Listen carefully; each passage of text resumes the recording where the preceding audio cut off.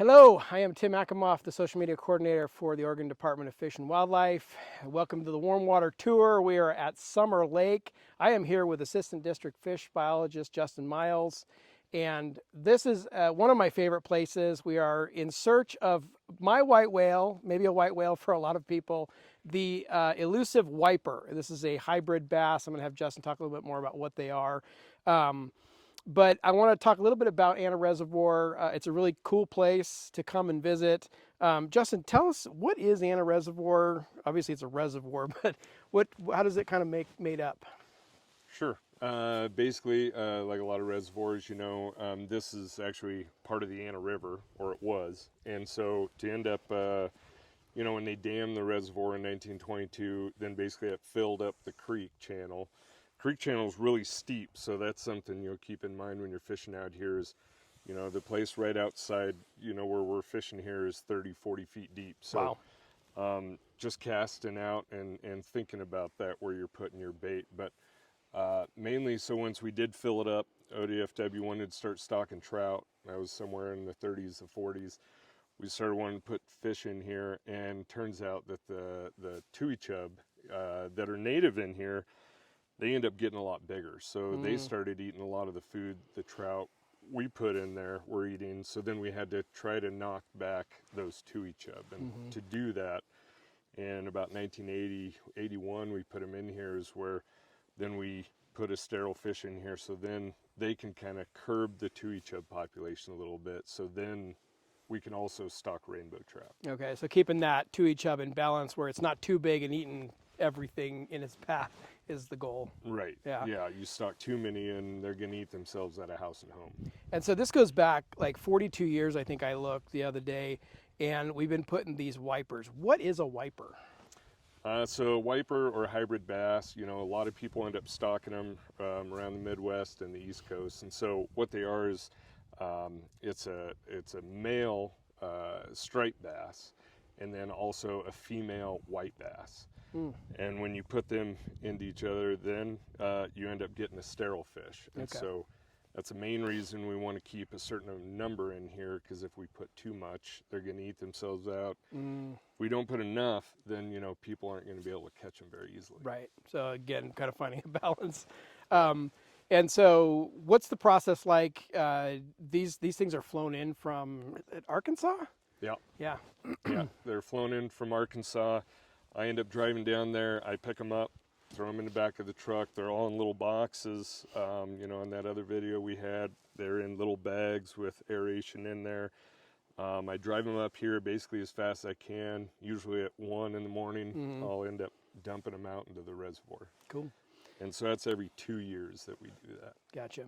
So we're here to talk about fishing for wipers because I have tried. We did a video live stream with Cody Herman a few years ago where we tried to catch them.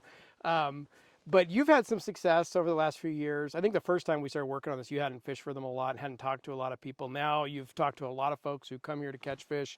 You've learned some things. You've caught some yourself. What are some of the things you think people need to know? And starting with this, it doesn't matter how much you know, they're not easy to catch. Sometimes they just don't bite. So if you're coming over here for half a day to go wiper fishing because it sounds like a cool day trip, lower your expectations, right?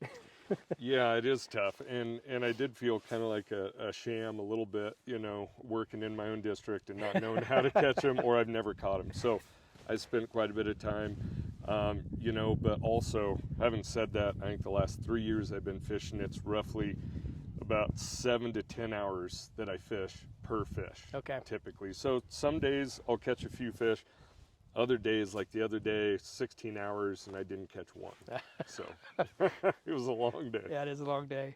And what are some of the things you figured out that work for you, I guess? There's a lot of different options. So you shouldn't be afraid to try different options for these fish. But for you, what are some of the things you found to be effective?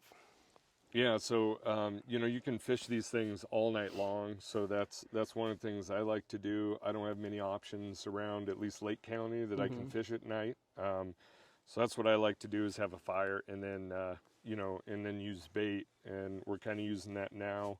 I have casted. You can cast Rapalas, crankbaits, spinnerbaits, I mean, they end up basically eating fish. Once they get to, a certain size, probably 8-10 inches, they're basically solely eating fish. Okay. And so any sort of, rubber minnow, things like that, Yeah. people catch fish on them. I just haven't spent a lot of time or done well. Yeah. So this time we're kind of focusing on bait. I did a video that you you emailed me some instructions. I tried to approximate that, so you could actually go and find that video in this warm water series. But basically, sprinkle some Procure on some different options for bait. But chicken livers are a real big popular one for these fish. Yeah, and a lot of people use it just right out of the tub. Package. So I mean, I don't know if I'm getting too fancy. I mean, I have caught them on, like just adding Procure to it and different things. Yeah. You can add krill. If you salmon or steelhead fish, I mean, you know a lot more about this than I do. So, with the livers, it's tough to cast them straight out of the tub too. So drying them out kind of helps, I think. Yeah, that makes a lot of sense. If you've seen liver and you try to put it on a hook, it's not going to stay on the hook long. It's going to end up over here, over there. So the Procure does help with that. Sand shrimp are another one that you like, but not really available over here. So if you're coming from the coast, you probably want to bring some with you. I've had it where it's been frozen because I'm cheap, Okay. and I can't get it here, like you said. And Yeah. I've caught fish that way too. There's multiple things at the different places like Cabela's and Sportsman that have different types of things that I think also work. And then I think the other one was, shrimp or prawns are great. Scented. Your theory is a little bit that they are probably attracted somewhat to scent. And so really anything stinky you throw out there is going to be an option. I think so. And some of this, I mean, if you think about 30, 40 feet deep, there's places in the reservoir that's 60 feet deep. Yeah. So there's no light getting down that low. So they aren't necessarily seeing it, I think, as much as using their senses to end up going after something that's on the bottom. That makes sense. So you're using some braided line, and you've got a egg weight with a little bead, so you're not beating up your knot, and then some mono, and basically fishing with a hunk of meat. In this case, it's kind of your mix up with an egg loop on it, and that's your basic bait setup, right? Yeah, I think that's the easiest thing, and more than anything, the egg loop helps just to keep everything on there while you're casting for the most part. That makes sense. The tui chub will end up chewing on it. It seems like they don't chew on it as much like in the middle of the night, so if you're fishing at 10, 11 o'clock at night, then it doesn't seem like they're chomping on it as much during the day out here. So the hard part to communicate about this is that there are probably specific places where they're hanging out. It drops off, it gets deep. So one of the things you talked about is kind of moving about every half hour and trying some different spots, but kind of in the middle of these little, I guess they'd be fingers of the lake.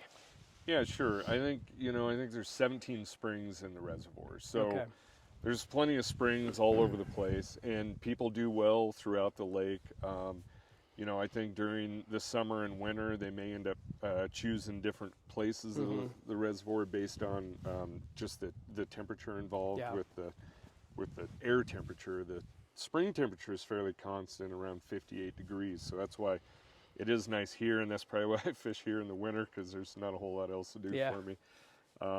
But yeah, if you're casting around quite a bit, I've seen people, sit in the same place for 3 hours, and it's like, well, maybe a fish never swims by that spot. So just like power bait, just trying to move it around a bit. Yeah, okay. And then one other really unique thing about this, which I found out while I was cleaning my hands, is the water's really warm and 55 degrees, but which may not seem warm, but if you fished anything else in January or February, this is pretty warm. Yeah. And that maybe make a difference in why February and March are kind of good times to fish out here? Yeah, and that's part of the, I'm not really sure about that. I know just hearing from fishermen, because I try to tell them to come out all the time, so then I know as well. So you gotta have more data. But I think during in the summer times and things, I just think they're kind of doing some different things. Yeah. And I have heard more that they're towards the dam, but people troll for them out here quite a bit in the summer, and they've done fairly well. So it kind of depends. A lot of times in the summer it's blue skies. I mean, so those fish are probably going to be lower, whereas Yeah. I think in the winter, a lot of times you have a lot of weather that, like we do now, spit and snow or rain a little bit, that, I think it kind of keeps them up, keeps them maybe more active. Okay. So it just takes some time, and so Yeah. there's been a few frustrated fishermen been out here a few times, and I try to keep after them. Like maybe your next time, you end up catching one, because kind of that average is 6 to 10 hours to Yeah. catch one, and that's because I think I know what I'm doing. So Right. it just takes some time. All right. Well, we are going to fish really for the next couple of days, early mornings, evenings into late night, in an attempt to catch my white whale. Yeah, if Ana Reservoir is a fantastic place to come over and visit, but keep your expectations, in the realm of reasonable. Sure. Thanks. And there's plenty of trout we stock here throughout the summer and things like that. All right, Justin Miles, thank you very much. Appreciate this. Yeah, no problem.